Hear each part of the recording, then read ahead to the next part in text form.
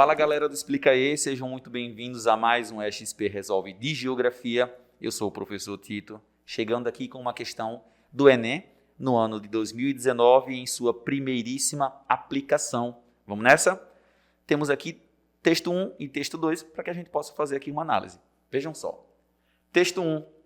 Os segredos da natureza se revelam mais sob a tortura dos experimentos do que no seu curso natural. 2. O ser humano, totalmente desintegrado do todo, não percebe mais as relações de equilíbrio da natureza. Age de forma totalmente desarmônica sobre o ambiente, causando grandes desequilíbrios ambientais.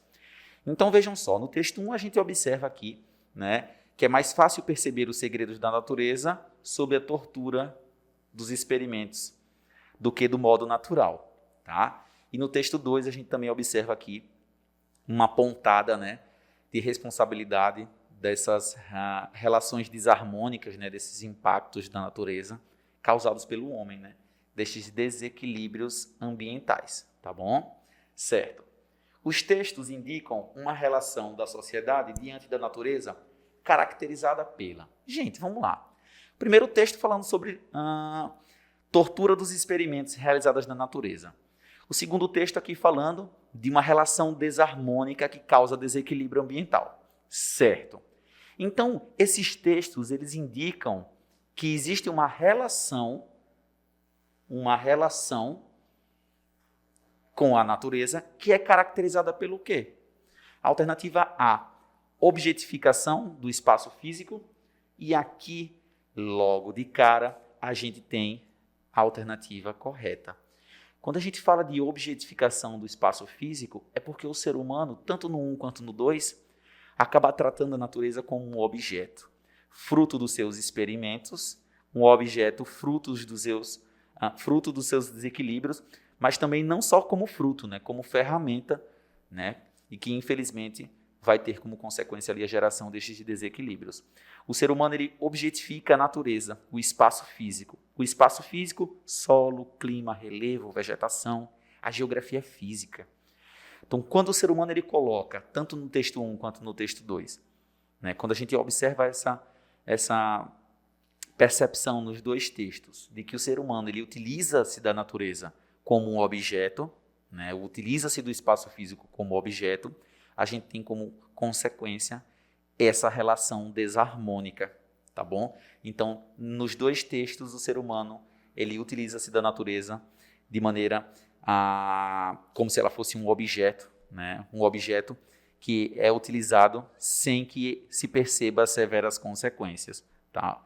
Na verdade, até aqui o ser humano percebe as consequências, Ele, infelizmente, ele não está fazendo nada para lidar com essas consequências, para evitar essas consequências.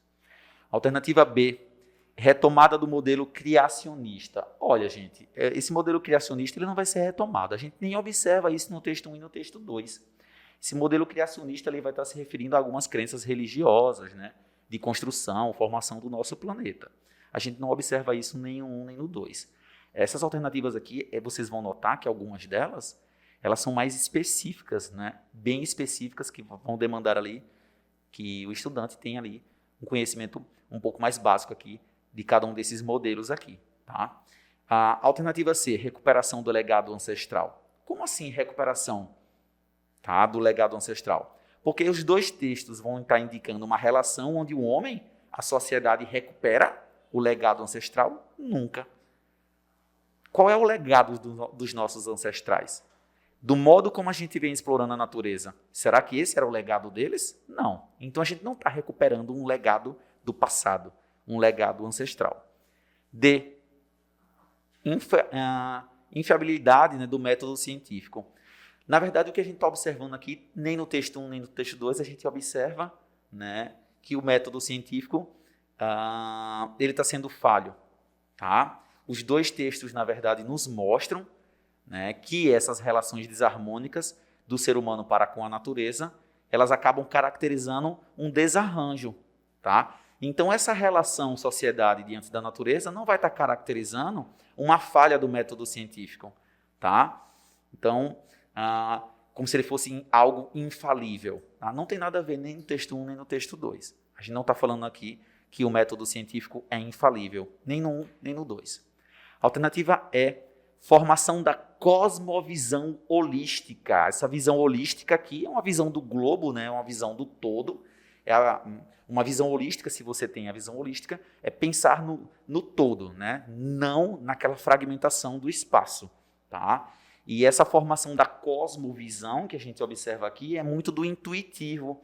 Como é que você enxerga o mundo? E essa cosmovisão, ela nos mostra, então, que é o seu ponto de vista de enxergar o mundo, né, a sua intuição de enxergar esse mundo de maneira holística, de maneira global. E não é essa relação que o ser humano tem com a natureza, tá bom?